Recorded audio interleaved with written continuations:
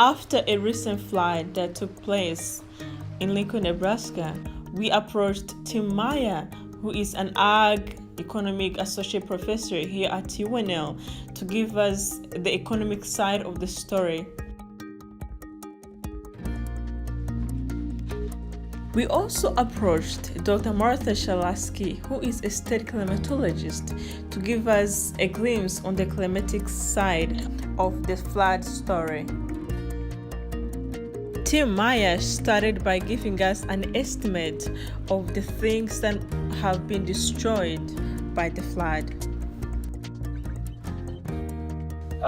Yes, so there are a lot of different estimates about what was lost. So you'll see $500 billion of crops and $500 billion of livestock.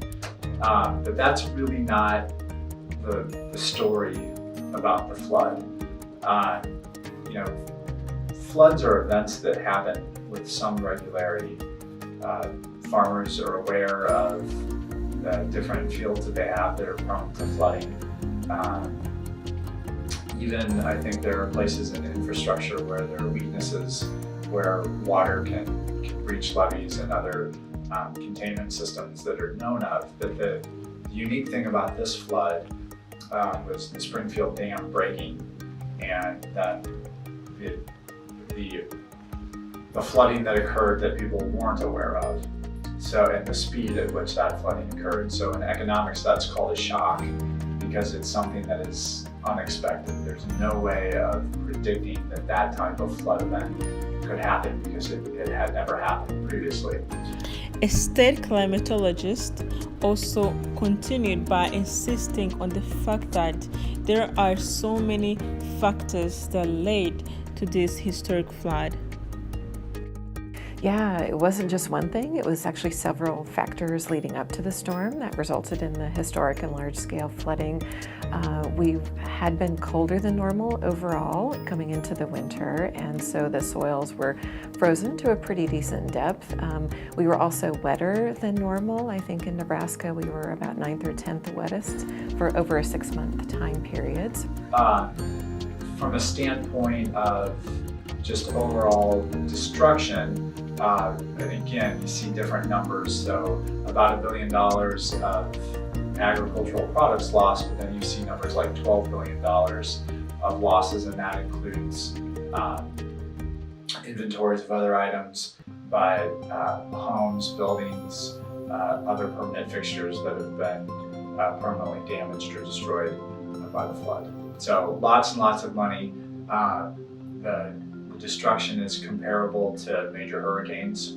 So to kind of put it in context, when there are Category 4 and 5 hurricanes that make landfall, obviously not in Nebraska. But Martha also said that this flood that led to enormous loss was predicted by the National Weather Service. And so we were in an elevated and above normal flood risk. So that information was out there and available for people expecting going forward.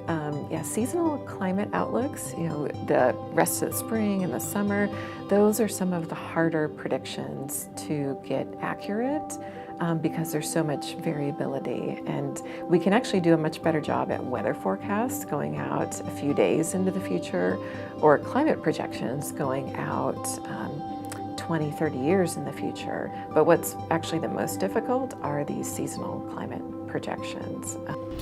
On both climatic and economic side, it's going to be hard to make future predictions on what we should expect. This is due to the fact that the seasonal climatic outlooks are so hard to do, and the farmers have experienced different losses, and so it's going to vary from one farmer to another. Everyone has different financial situations. Everyone has different production resources. It's just really hard to say until more data has been collected and we know more of the story.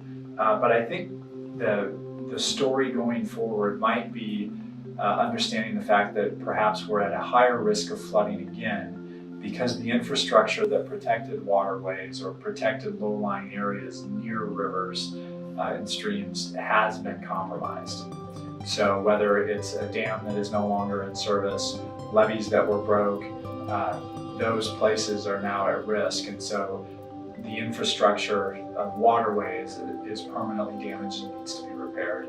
And also rail and roadways that have been damaged that farmers previously had utilized to transport finished goods. So infrastructure, I think, is going forward going to be the big story.